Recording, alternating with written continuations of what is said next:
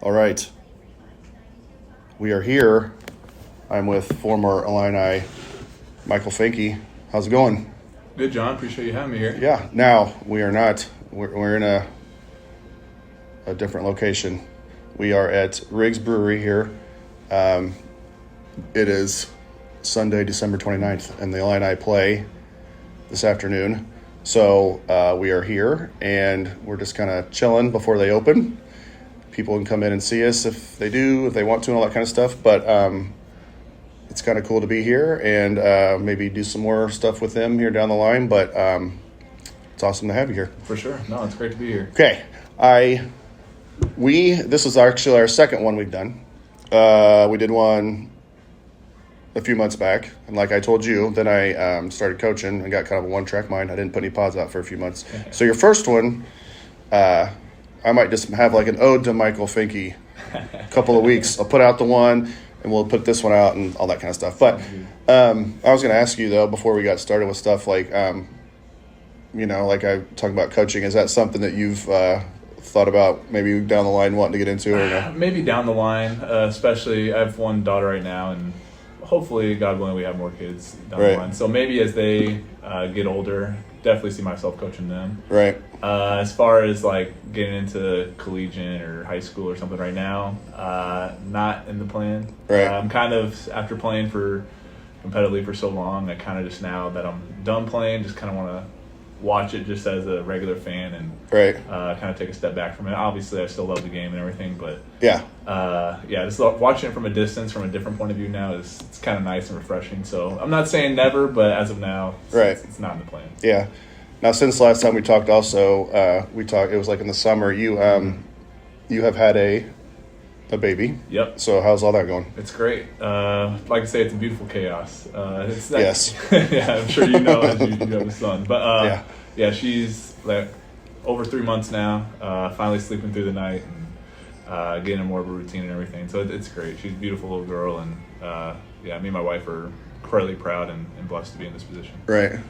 Yeah, it does, man. It just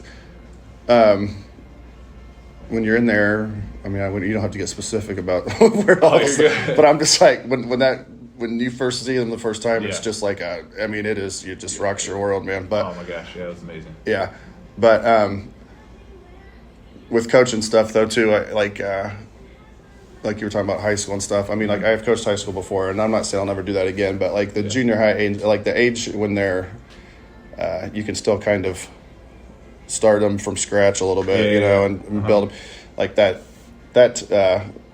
I've enjoyed it, this year more than. What is it you coach right now? Just junior high girls basketball, okay. But I've done high school before. But like, I think that like you were saying with having kids and things like that, and wanting to coach your kids, like that's where I think it's fun. Like I've signed up to do coach like his bitty ball team and stuff like that, Sure. So that's the kind of stuff that I think absolutely. Yeah, that's what I look forward to as well. I am doing like individual workouts with kids. Right. I'm doing some right now in winter break, and then I did some in the summer, and plan to do it a little bit here. Yeah. Depending on how busy my schedule is with real estate and everything, but that I enjoy. Right. It's not as taxing, and I like to, like you said, kind of, I don't know if I'd say start from scratch, but just kind of develop their game and make them better. Yeah. Also, not as time consuming as 2-hour practices every day with teams and scouting and on video and all that. So. Oh, I know. Yes. Yeah. So it's a different commitment. It's a lot. Yes.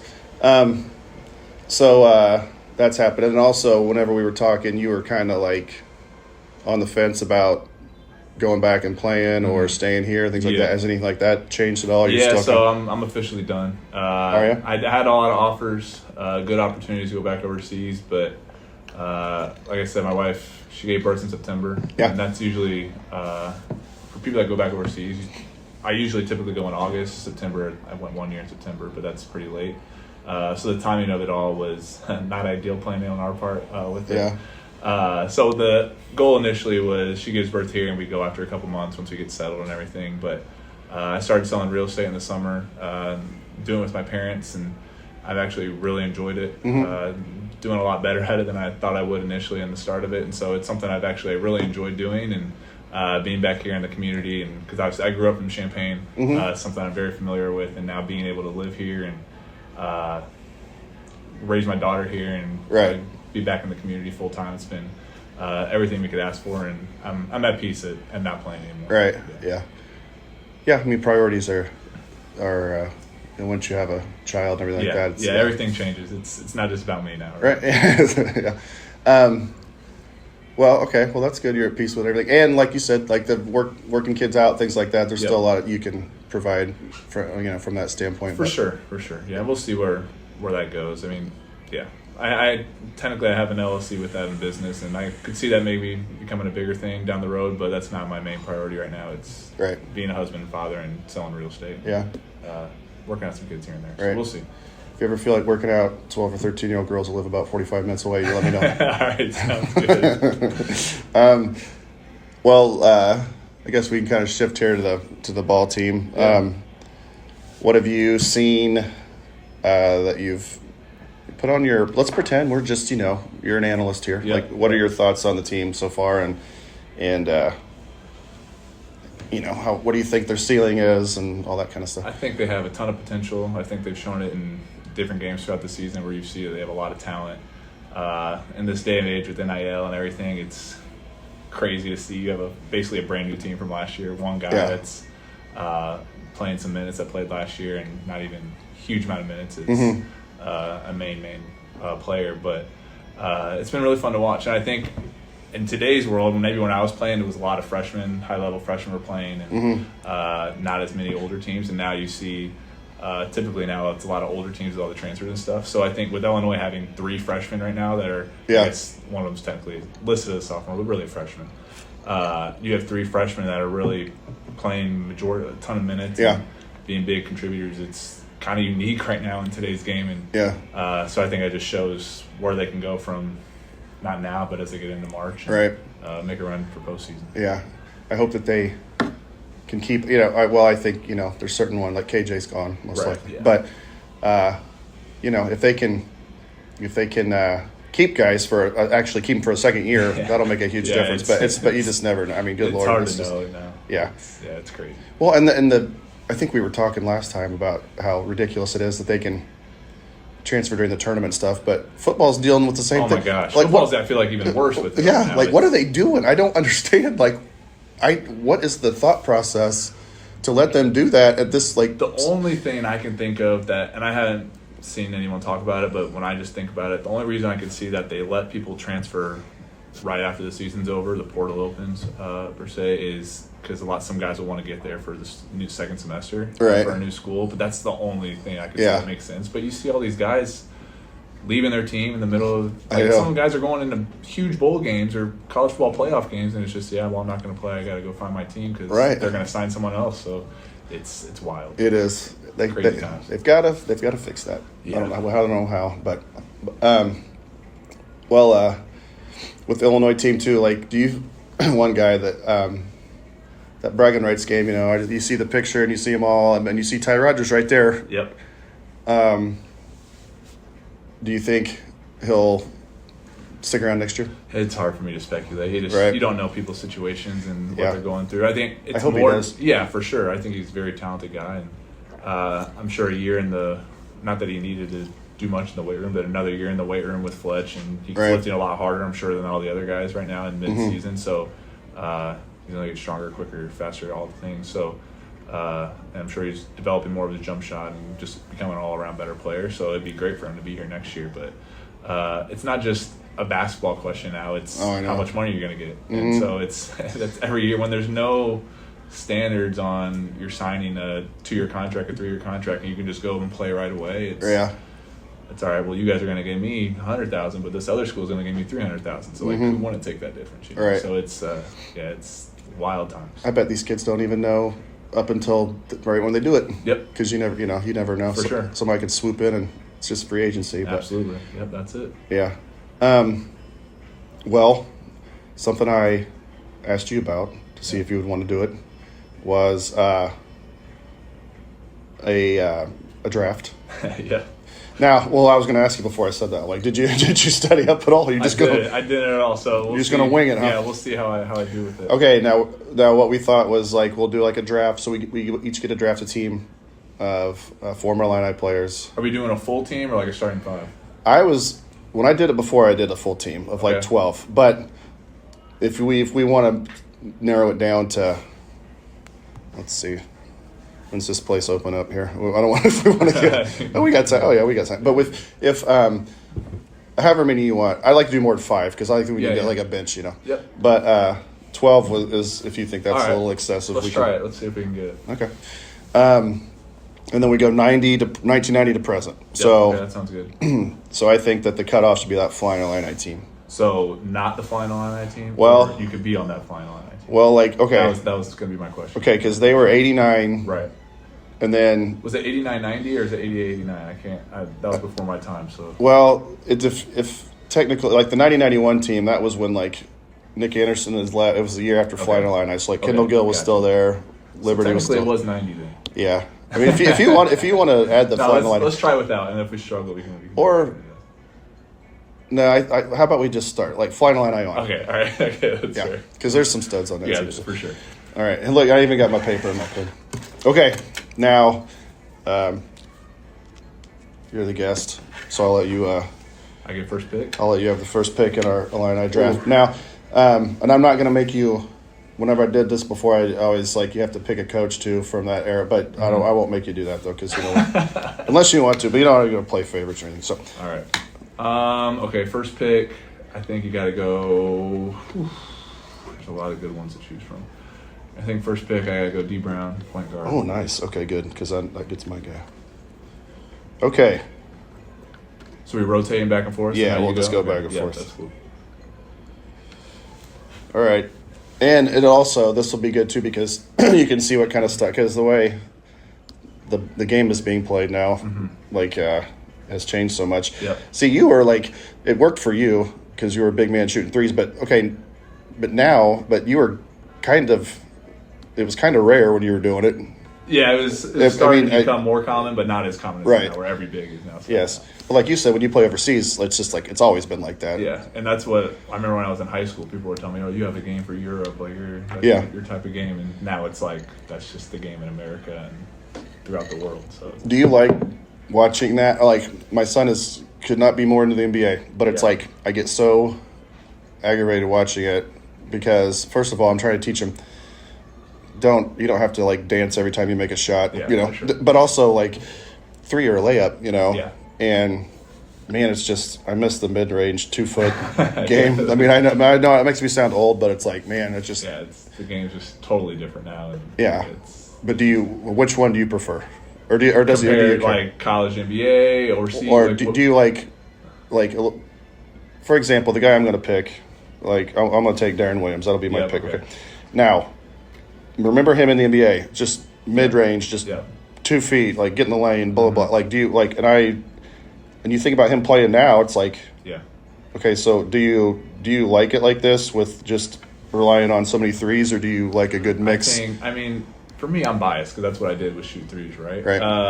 I think it depends on the team. I've been a part of teams in the past that relied too much on the three, and we weren't as good. Yeah. As a 3-point shooting team, and that's what we struggled because we live and die by the three. And I've been on teams where we shot the heck out of the ball, and it was 3 balls. How we were good. So it's it's just with the analytics now and everything, you just don't see many pull-up twos. Like I remember as a defense, pretty much from college on, like we wanted teams to shoot pull-up twos. If they were shooting pull-up twos or 15 feet and in jump shots, that was a great defensive stand. Even if they made it, it was like, okay, we'll live with that. So, for me, that's kind of all I've known since I started playing pretty competitively. So I guess I'd still lean more towards more 3 balls and dunks and layups. But see, okay, and this is all about you, but just with me real quick, like I'm old, but I do have like the school record for threes at my school. So, okay, there you go. But it's like, and I shot like 50 in the 50s, like percent wise and stuff. Jeez. So, and it was like bombs away too. Like that's one thing about my coach I loved it. Like it could be 25, 26, 7 feet, whatever. Oh, you had the neon green light. Yes. So, but it's like I was small town good. Okay, I was nothing like you, but like, I was kind of like, you look back at it now, but I was always striving to get that mid-range game because I'm like, all they think I can do is shoot threes. Yep. So I was like just trying to focus on my turn into more of a scorer instead of just bombs away. So, and that's what everybody was kind of doing back then. Like you hit threes all the time. Well, I got to focus on my mid-range game because all I'm doing is shooting threes. And now it's like they wouldn't want, So Yeah. I was, but I always felt like I got to get better and go to the hole and get too. And now it was just. So it's people that probably saw me 100 years ago play was kind of like, man, he should be the last person talking about, like wanting to shoot twos. Yeah, but I just think that I don't know. It just kind of makes the game kind of, and in the NBA especially, but. NBA is different. Like for me personally, I would much rather watch high-level European basketball than NBA. Which here, no one in the States, unless you played over there, no people there, no one's watching European basketball. So, when I say that, probably a lot of people are just like, "What are you talking about?" But there, it's just such.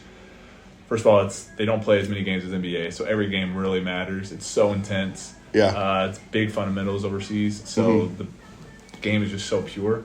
Even if you have a superstar on your team, like if he's averaging 20 points a game, that's like he's doing amazing. Right. Here, it's like if someone just your average role player is averaging 20 here, so it's just a lot more fun, better style of basketball to watch overseas, I believe.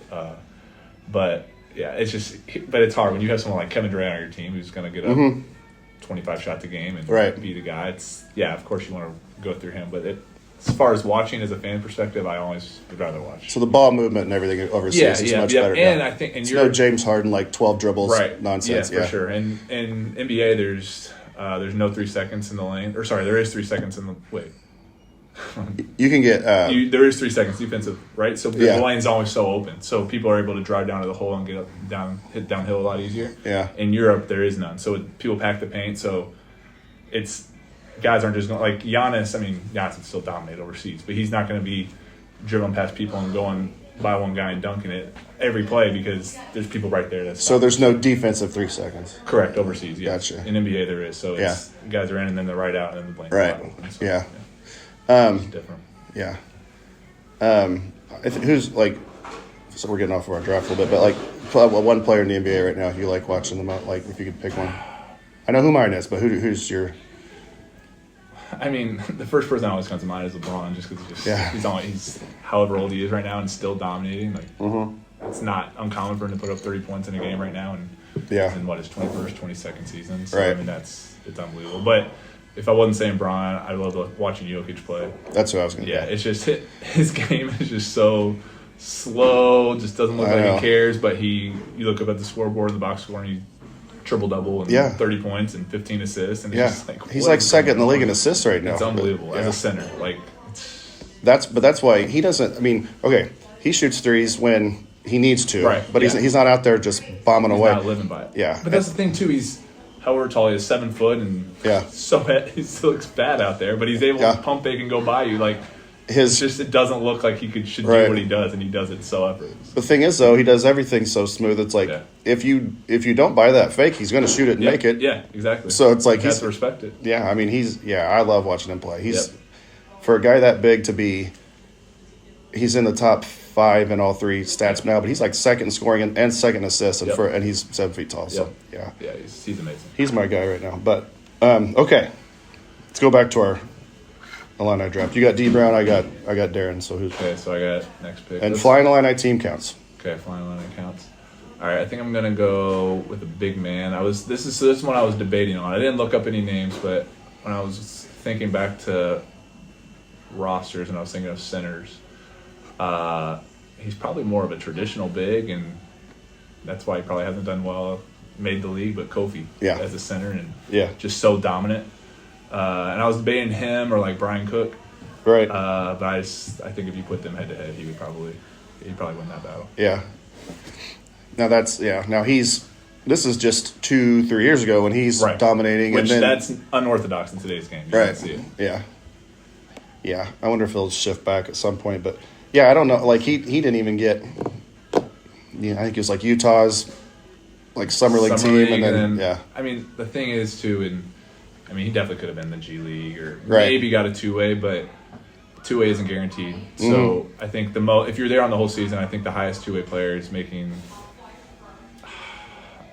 I'm probably wrong on this, but less than $200,000. Right. But he's going overseas. He went to Japan, and he's in. I don't know where he's at this year, but he was in. I think South Korea last season and he's making well over $200,000. Right. So he's going to make this guaranteed money overseas and be the man and whatever. And so it's like, all right. Or if he's on a G League contract, he's making $30,000 a year. Right, it's exactly. Why would you consider that? So. Yeah, definitely.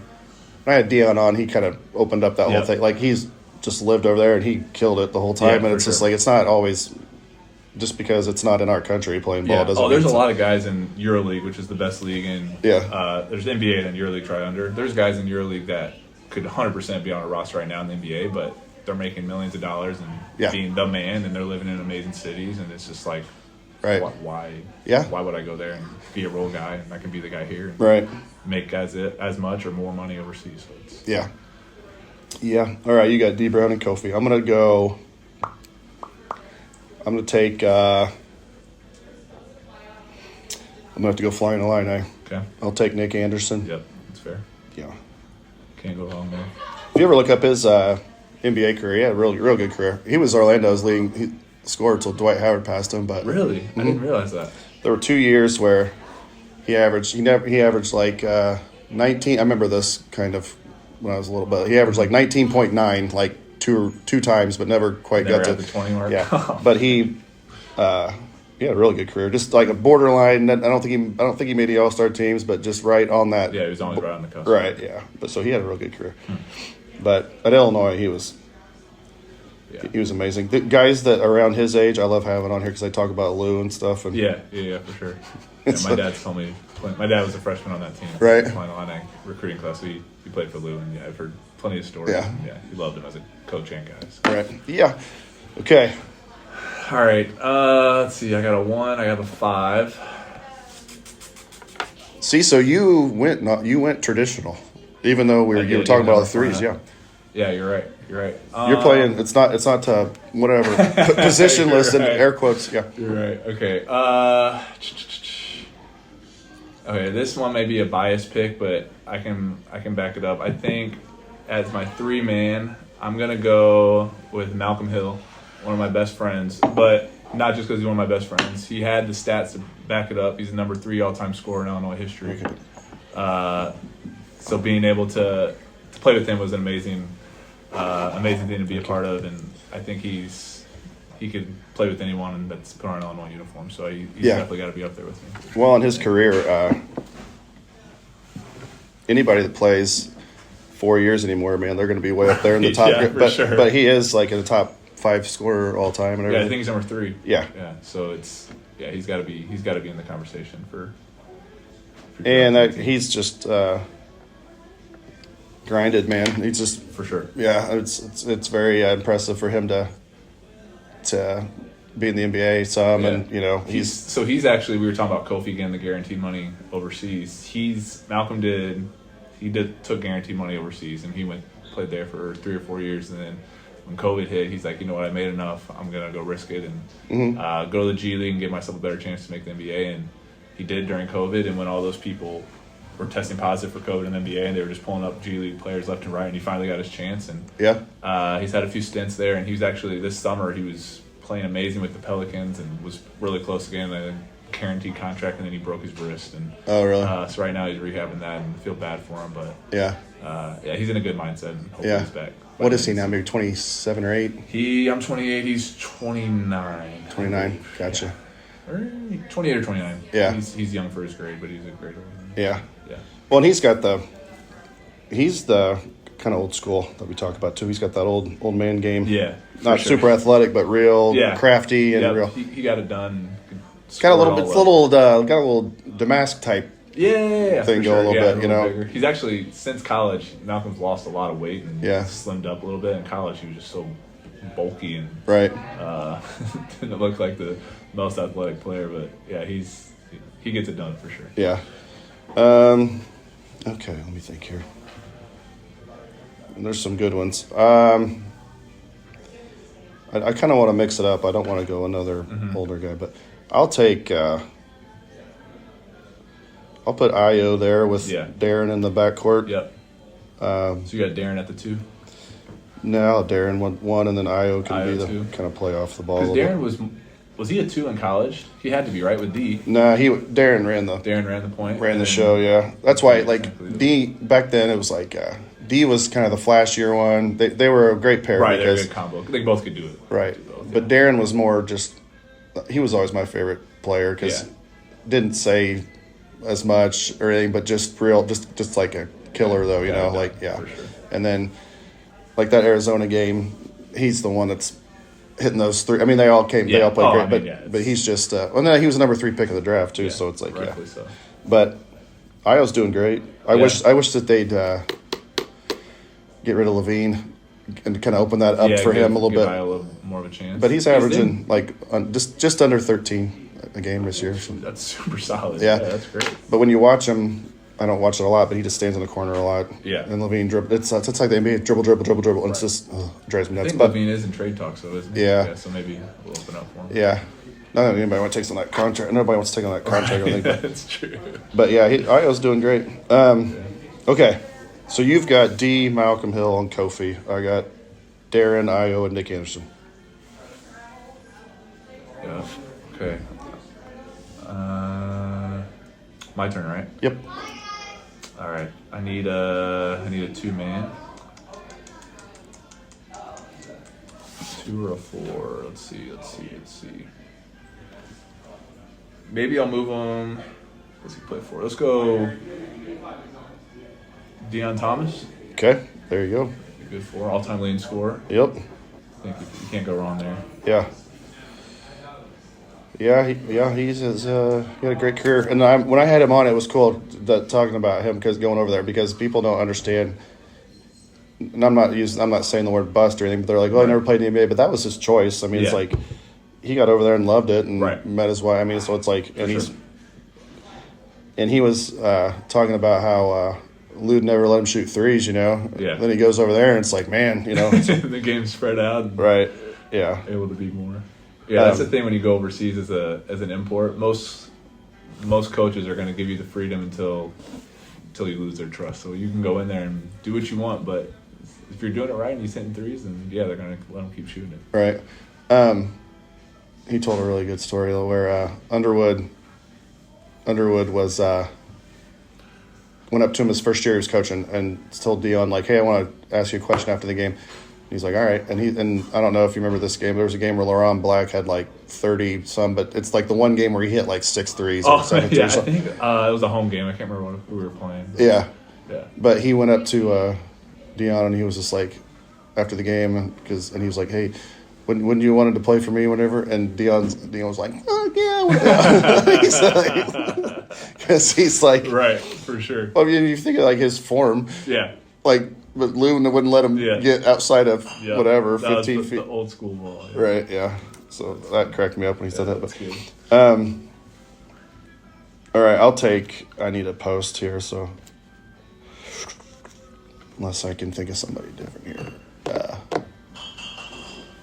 I mean, you can always go flying line, I guess, but I'll take Brian Cook though, just because I need a big. Another guy, nice little NBA career. How many years was he at Illini? He didn't stay all 4, right? I don't know. I feel like he did, maybe. Did he stay all 4? I was so young when he played, so. I don't know. I'd have to check. Yeah. Because I don't think he's up super high on all the career stuff, so maybe he did. That's why I was thinking, because I never hear him in talks of. But he didn't get drafted really high, though, I don't think. I have to look that up. But he. 24th? Yeah, I was 24th, yeah. I thought it was like late first, but. To Lakers, right?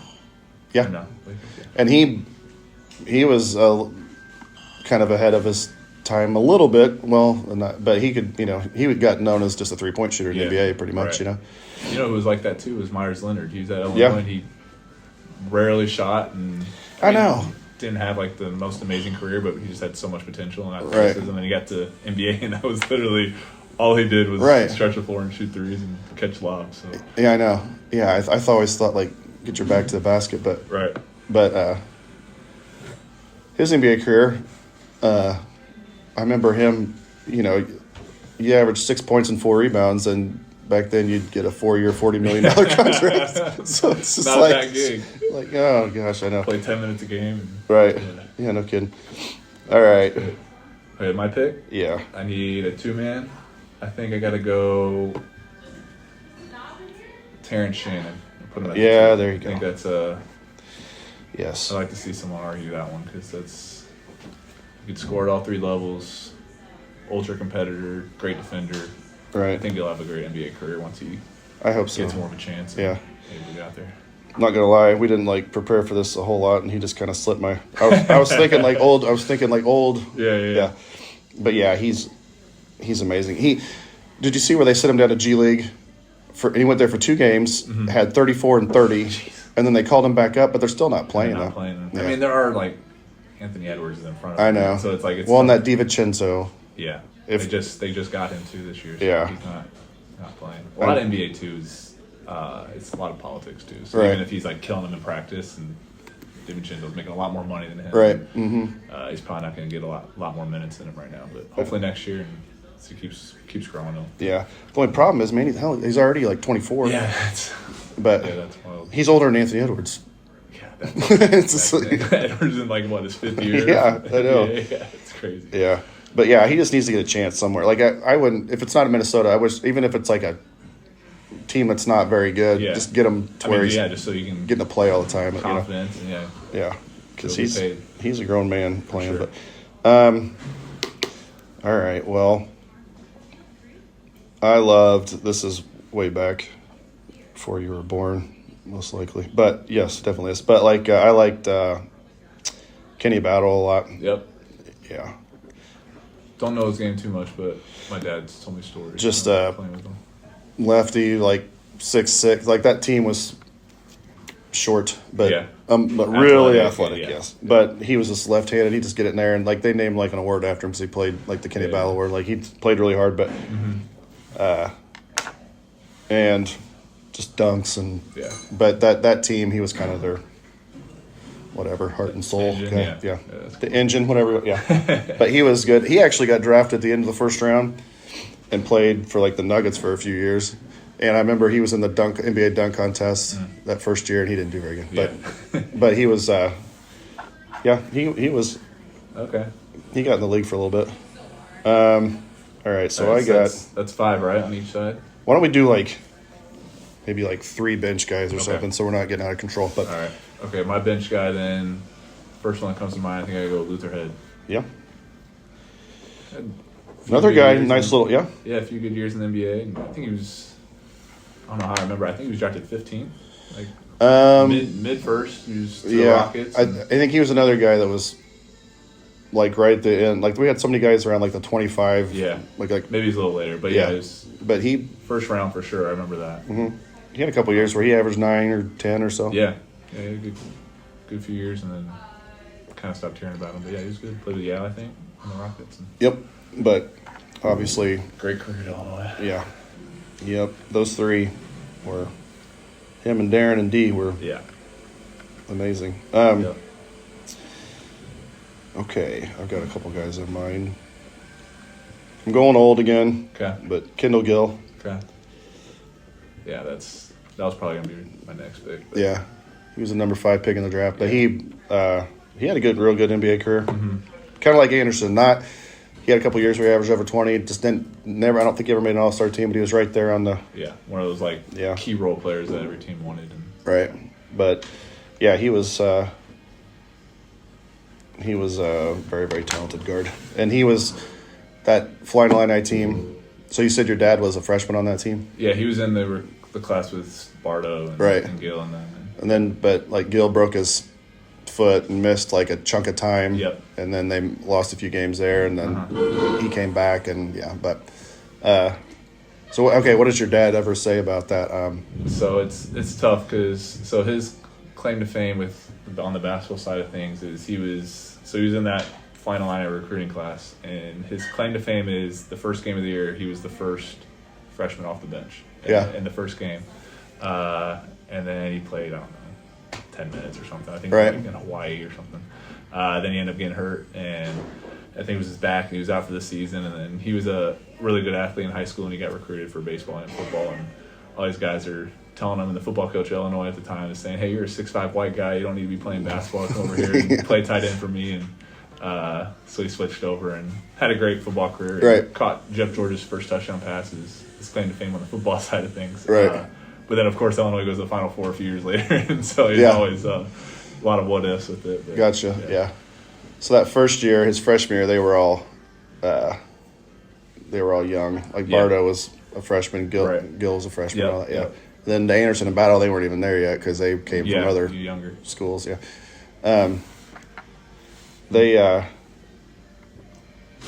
So then your dad, he played football. How many years did he play So football? he played 4 football. So once Gotcha. he was in school for 5 years. Right. Yeah. They played in actually the Citrus Bowl 1 year and played a lot of good bowl games. Yeah. Yeah. And then who was the coach then? Was it I wonder if it was Mike White or was Makovic? Both. He had both of them. Did he? White and Makovic. Yeah. Okay, cool. Yeah. All right. Okay. You got My turn. D, Malcolm, Kofi, Dion, Terrence Shannon, and Luther Head so far. Okay. All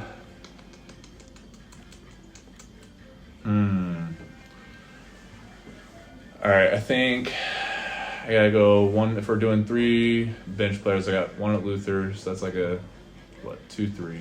Yeah. So I think I'm gonna go center. And to me, center is between with what's left.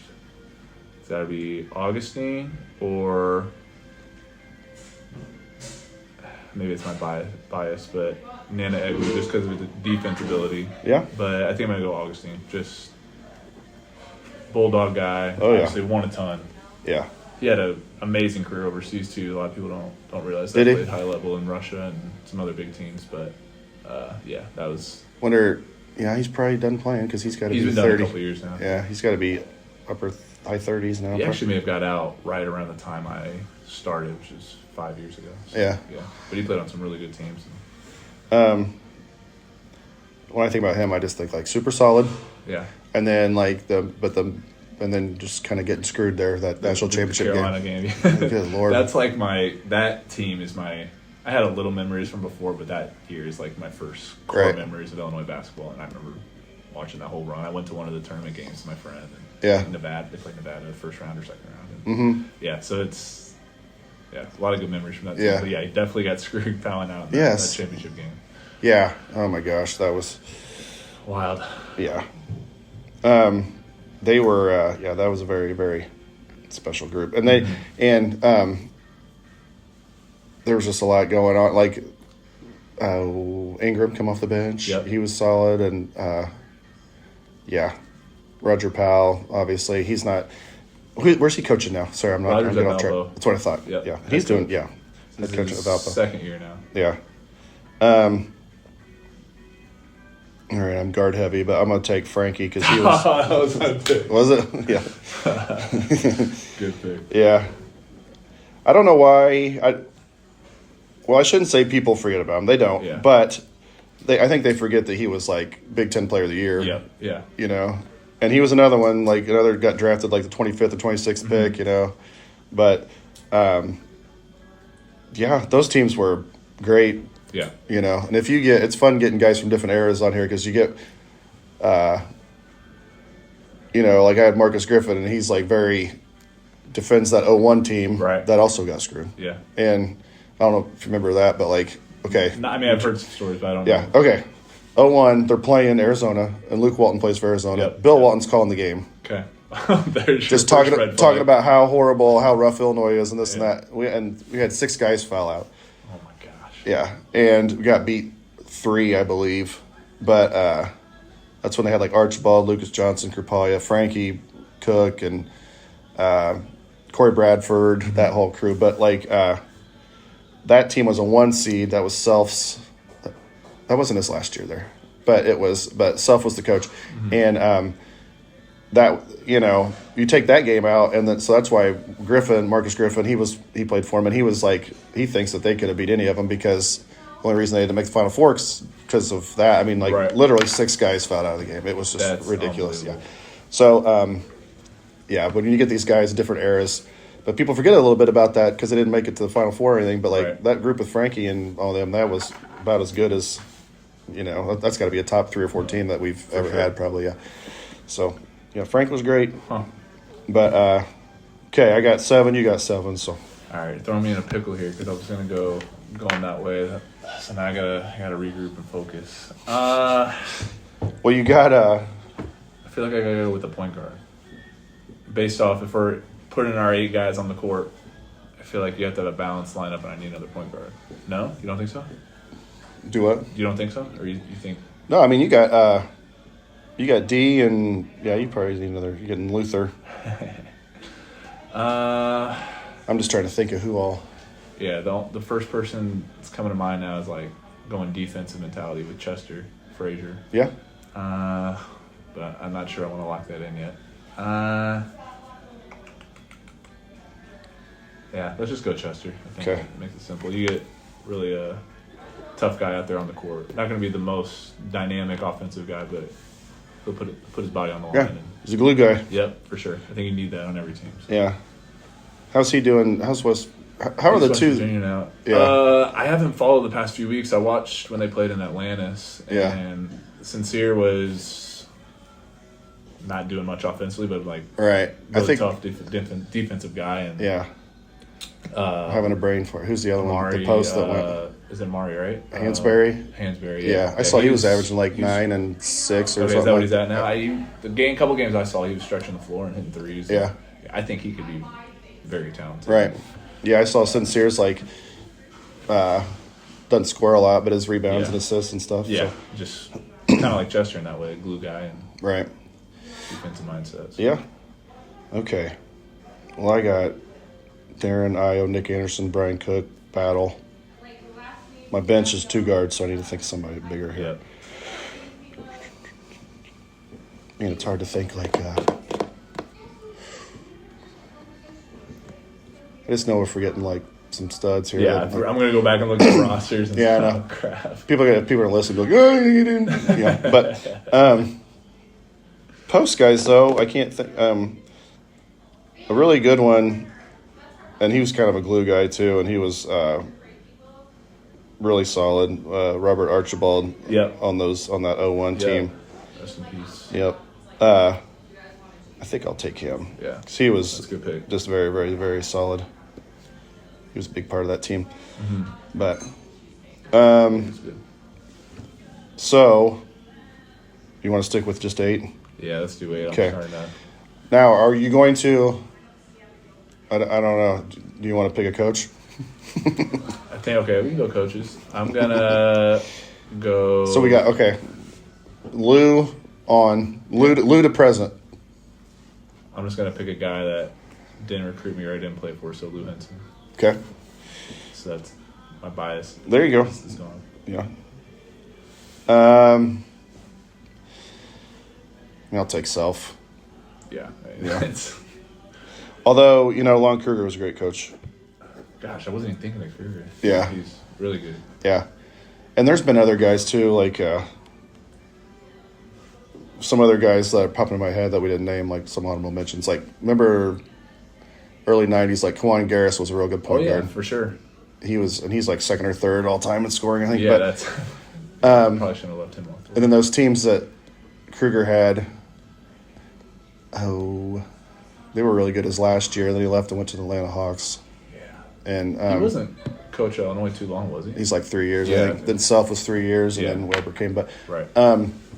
But I always loved Jerry Hester too. Mm. He played for Manual, and he was great. But do you see anybody on this current team that could be good enough to be on this? I mean, I think KJ would be the first person to come to mind if he was Yeah. here for 4 years or more than 1 year. Right. Unless he wins like a national championship this year. Yeah. 1 year is kind of tough to put a guy on that list. Right. If we're talking Illinois career, Yeah. he may go on to have an amazing NBA career Right. and all that, but he would be the one guy I would think. What about you? Yeah, I think him. He's. I feel like Boswell's more of a could just be a really, really good, solid college player. Yeah. The next 2 years. Yep. Yeah. Past that, I don't. I'm not we'll sure, see. but he's. I think if you look at him compared to what he was doing last year at Arizona, he's just in a lot better shape. He's like, Yeah. just.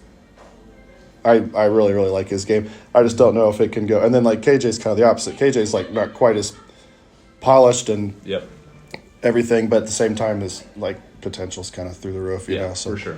Yeah, he'll make some bonehead turnovers sometimes. You're like, what are you Right. doing? But then for every turnover, he's going to make some Right. amazing step back three or Right. great assist. And yeah. What do you think of Riley? I think he has a lot of potential. I think he's just very young. Right. I mean, he reclassified, right? Yeah, so he should be a be senior in high school. I don't even know if is he 18 yet? I think he just turned 18 He or just something. turned 18. I think so. I know he's really young. Yeah. I think he has sky's the limit with him. A lot of potential. I just think right now at times the game is a little too fast for him. Yeah. But he'll make some great plays every now and then. You see, like, oh, okay, I see why he's on the court. Right. Yeah. So it'll be interesting to see what he does after this year if he decides to declare. I hope he'd give it 2 years. Yeah. But you again, like we were talking about, you have no idea what they're going to do. But right. But and again, it's more than just the basketball mindset. It's maybe he'll get more money to go to Duke or something. Yep. Whatever. Yeah. Our big.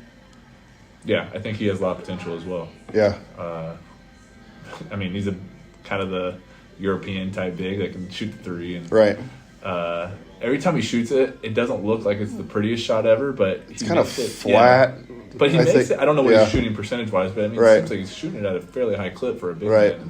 man. Pretty strong down low. I mean, shot blocker and all that. So yeah, I think he has a lot of potential. I hope he's here next year and can develop more. I think another year with him in the weight room as well would be huge for him. Yeah, if we could, man, it'd be nice. If just, again, I think we're all just assuming Katie is going to be gone, but if Riley and him would just happen to stay like another year, and then Boswell stays. All three of those, I mean, basically, whole starting lineup except, what's his name? Hummerkaus will be gone, be gone, yeah. But if you had those four here next year, you're looking at a scary team. Yeah. Into next season. I think that, Hummerkaus will be gone. And I'm not sure if he's just kind of putting too much pressure on himself or something or what, but he's kind of.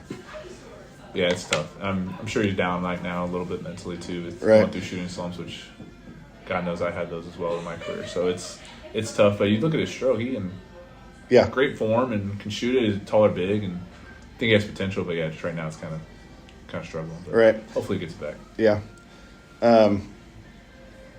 Well, so what do you think right now if you had to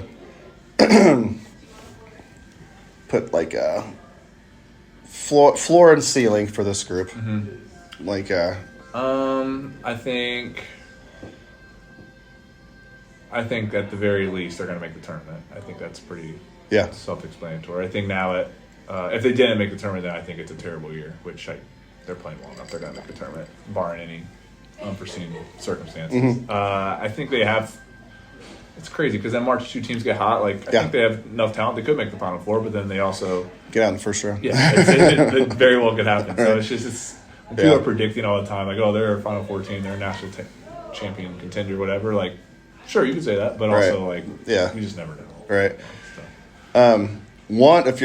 This is popping in. If there was one rule, and it can't be NIL that you would change, like within the game or well, okay, on the court. Let's do both. Let's do one just NCAA, and then do one rule on the court. Okay. Okay. Well, with NCAA, I think now I would make it. Let's do but again, let's take NIL's too easy. Yep. Although there's another one that's also really easy in my opinion, but. Okay. But all right, you go first. Let me hear what I figure out the transfer. Well, that's what my thing is going to be, but I don't know if that has to do with NIL. But I would basically make it you're signing. I think we kind of talked about this in the first podcast. But wherever you go, you're signing a contract, whether it's 1 year, it's a 3 year, it's a 4 year, and you have to honor the contract. And then it gets into loose if you can get traded and all that. But I think there needs to be some sort of this is what you're here for. Yeah. And if you leave on your own and you're in the contract, you have to sit out that next year. Right. If you're a free agent, that you did your contract, you leave, you don't have to sit out. I think that, and I also would probably put a salary cap on it. Mm-hmm. Just gives these smaller schools to. Yeah, you have to cap that. It's ridiculous. Yeah. I kind of like that. So it's like, okay, you got a kid. It's like, okay, we're giving you like a 2 year, $500,000 contract. Yep. And you got to stay. Yeah. For sure. Sure. Yeah, I think that would really solve it because they're not amateurs now. You're getting paid hundreds of thousands of dollars on these high major schools. Like, you're pros. Right. So I think there needs to be some sort of rules within it that keeps them there or honors it. And I think it makes it more fun for the fans too. And because Yeah. they know they're getting him for this year. And then they can always, if you sign a 2-year contract, you can always re-sign for another year or another 2 years or whatever it is. But yeah, Do you think that is realistic? Man, because it would solve so much crap that happens. But yeah. I mean, I don't think it's realistic because I Really? don't think. I mean, it's not I don't know. not enough common sense. I don't probably as much as you do with it all, but I can't see NCAA ever going for it. Now, if it ever gets away from the NCAA somehow and it becomes like high major basketball, kind of like FBS and FCS and football in some sense, then maybe something like that. But I think that's years down the line. So. I feel like it makes too much sense for them to do it. Yeah, you know, it makes too much sense, so it probably won't happen. Right. Yeah. Okay. So one thing on the court that you on the court, I love a rule overseas where if the ball's on the rim, you can hit it off. Yeah. That was something. Even someone that's not super athletic like me, I tend to do that a good amount, and nothing's good. No shooters rules. If it's like once it hits the rim and it doesn't go in, you can hit it. Correct. If it's rolling around the rim, you can hit it off. Yeah. If you're offense, if you shoot a layup and the ball's on the rim, I can go up and I can dunk it in, and I get the points. So you may be mad as my teammate that you didn't get the points. But, so it's because sometimes like guys will go up and like trying to time it up because they don't know if the ball's going to fall off on the offense, and then they jump, and then when you come down, the ball's coming off and you lose it. So a lot of times you can both ways. It's pros and cons to both sides. So I think it makes the game a lot more fun and more exciting, fan perspective, because you may think you have a given layup and they go off and hit it off. Right. So it's cool. So that's just like the old school international rules. Yeah, and it's still a thing out there. Yeah. So you can on biggest time I would always use it is on the second free throw, when they shoot the second free throw, if the ball's rattling around the rim, I go and hit it off real quick. Mm-hmm. So they're not getting easy points. So, right. Yeah. Yeah, that's makes cool. it a little more fun. Yeah. I like that rule you were talking about with overseas where there's no they can pack the lane. Yeah. You know, you can already do that now in college. Right. In NBA. I was thinking about NBA, but I don't know. Let me think here. Let me think college when really. I feel like I'm just old, but I feel like they carry the ball every single time. But that's just but for sure. I'm sure you're so much younger. You're probably just like, okay, old man, get over it. But they do though. God dang, and it's like when you're trying to teach young kids. Yep. But then they see it. Hell, even in high school now, they're not calling it. Seems like so. It's like, but I'm not trying to teach a kid to do that. Yeah. You know. So you rarely see a ref call. I know. Carrying. It's non-existent. Even high school varsity, small little tournaments around here, you watch these kids and they're carrying it and they're not really. It's got to be really bad for them to call it, but again, that's just little stuff. But as far as an actual rule, I don't know. I don't feel like the 3-point line needs to get moved back anymore or anything like that. I think, what is it now? 22. I don't know what even. The distance is. I do love how it now is the same as European. Yeah. So the only thing now different is NBA. One thing I would say I would like to see maybe as a whole in basketball is so in Europe, when you're 5 years old to when you're a pro, the NBA line is the exact same. Yeah. So I think as you're learning the game growing up, the spacing is the exact same as you go. Now it's your high school is the old college NBA line where it's 19-9. Right on the free throw circle right there. So it's a bigger adjustment as far as spacing when you get on to that next level. Obviously, I don't know if middle schoolers need to be shooting longer threes than they are now, but I think it's nice in Europe where it's the same court everywhere. Nothing ever changes for you. Mm-hmm. And then NBA is obviously there. So maybe in Europe they move the line back to the NBA line, and maybe college and everything goes there. So it would be nice to see the whole court universally is the same line. Scoop high school back. Yeah, high school that would be tough though too. You have freshmen shooting on NBA. I know. Tough, but. I don't ever it'd be nice to see some consistency with it. That's the thing too. We're talking about threes, and I'm shooting them like that. But with kids, I don't as soon as you are heaving it, get your butt in. For sure. Yeah, it's just and once there's a push. That's a whole big debate about. Yeah. My son just loves Steph Curry, but I'm like, man, there's so many kids that do so much stupid stuff now because of him. It's But just. Bend your knees, follow through, and then as soon as you can do that out there without heaving it, then that's fine. But and I think the thing is, if let's just say if everything from young age now is the same size of court as it is in college now or the European, so the 3 points at the same line. If you're not strong enough to shoot the threes at that length, don't shoot threes in the game. Right. But I think it still teaches you the spacing as a kid. You're growing up and you're learning. Because spacing is something I didn't realize until I really got to college, how big spacing is and important.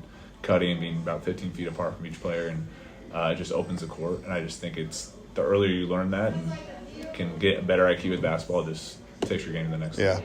Do you like, because you even see it now with like high school games and stuff like that, this positionless stuff where it's like, there's part of me that thinks, and this, I'm probably wrong, but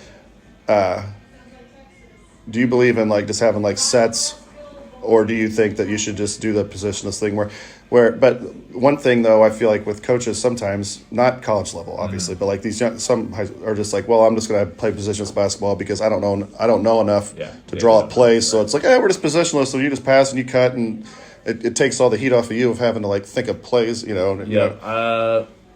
Probably somewhere in the middle. I think just rolling the ball out there and letting them just play loosey-goosey is not good at all. You're not running the game at all. I think it's very ugly basketball. I was watching some high school hoops the other day, just streaming online. It's just, they're basically doing that 5 out. I didn't really see any actions going, and it's sloppy. It's not fun to watch. So if you have a really good team, and you can do like 5 out positionless basketball, but you can do it with cutting and like we were talking about the spacing and everything.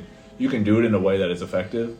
But when it gets to a point where it's just one-on-one, and guys just standing calling for the ball, that's not effective. So if that's what it's going to be, then I definitely would go more on the side of calling sets. Maybe not every time. You want to try and get out and transition and run. Right. If you don't have anything, all right, let's set it up. Especially now, there's no shot clock in high school, and there should be no reason right now with no shot clock that you shouldn't get a great shot every time. Right. There isn't a reason. So, I'd probably be more. It all depends on the situation and what you're calling, and then your personnel and everything. But it's so copycat where it's you got to do what's best for your team and the players you have. But you see these coaches that'll have not the personnel that fits it, but they're doing. You can tell they watch the NBA and stuff like that, because they're just like passing, cutting through, like looking, and it turns into dribble. But well, this is pretty fun. I don't know. I was trying to think of anything else I was racking brain about here, but with basketball and stuff. So do you feel like whenever your daughter gets older, are you going to? My dad always just sat in the crowd with his arms folded, never said anything. But then you also get the ones. I gotta watch what I say here because I'm still coaching, and people are running in my mind right now. But like, or are you gonna be a vocal? No, I'll be the dad on the side, especially when we're not coaching her. Coach is the one that can yell. He can do everything. I'll sit there quietly, and then we can have our talks after the game. Right. Yeah, on the court when they're out there, I'm in the stands. I will be dead silent. Not showing emotion. Just be a dad. So. Sorry, that's good. All right. Yeah. Well, this has been a lot of fun. Yeah, it was great. Appreciate you having me out here. Yeah. I'm hearing some noise out there. Getting going. Do you want to come over here and plug anything, or you want to? Sure. Okay, sure. Come on over here. Share the mic here. Yeah, here. Just go ahead. Don't even worry about me. You just go ahead and start. Do the people know that this is happening? Do they I know told them we were here, but you can go ahead and talk about. Cool. Yeah. Well, Matt Riggs here, Riggs Beer. Really excited about this. I've listened to several of these podcasts. I think you do a great job, first of all. Thank you. So got a ways to go. There's that. No, it's a really well done for a startup kind of. Yeah. Would you call yourself a hobbyist starting right now, right? Yes. But like it's better than most of the similar like guys just trying to do this as a hobby starting off. The audio quality's been better. The content's been great. Being an Illini fan, born and raised, obviously it's already kind of up my alley. So maybe that helps. That some of these names that I haven't thought about in 15 years are popping back up, and I'm like, oh yeah, I remember Andy Kaufman just draining threes, and he'd be a tough one to track down, but it'd be fun. But yeah. Anyway, so I'm pumped about possibly trying to just build off of what you're doing and the excitement for Illini basketball. Us being 2 miles straight east of the stadium, so that on some game days we could possibly just kind of build off the excitement and make a little event out here. Get some former players out here to kind of engage with the community a little bit, it's just kind of a win-win. So this was the trial run. Back here, you've been relegated to the party room today, or what do we call the game room? I think is what we call this. Yeah, I like it. I like it back here though. It's nice. It's good. Yeah, it might work, and maybe we keep it this way because I think we should play around out in the main area. The acoustics are going to be way more challenging out there with just regular like bar customers. We might find that we make this a little private like Illini room, or hoopcast room, and sure. The acoustics could be good. But yeah, I'm excited to be playing a role in this thing and hosting you guys and getting to meet some former Illini players is also really exciting. So looking forward to see where this thing goes. Cool. Yeah. Thank you very much. All right. Sounds good. So we're moving back and forth. Okay. But, all right. Well, hang on. Let me get me some. There we go. Okay. But yeah. I want to thank Matt Riggs for letting us come out here. And Michael, thank you for coming on. Appreciate you having me. It was a lot of fun. Yeah. Chat it up. Next time, again, usually whenever I do these, like you went around here, like my son asked a question at the end. I can't remember what he asked you. Your favorite? I think he asked you your favorite player. I think you said Dirk, I believe. Oh, that's what it was. Yeah. Right, yeah. And who doesn't love Dirk Nowitzki? Yeah, He's amazing. Sure. Yeah. Especially as a big shooter, that I kind of learned that from him. So it was cool. Now he was really kind of like the first. Yeah, he He set the stage for like it all. like a 7-footer doing that kind of stuff. Yep. But yeah. All right. Well, yeah. Thanks a lot, Michael. Awesome. And Matt, thanks for having us. And we'll see you guys later.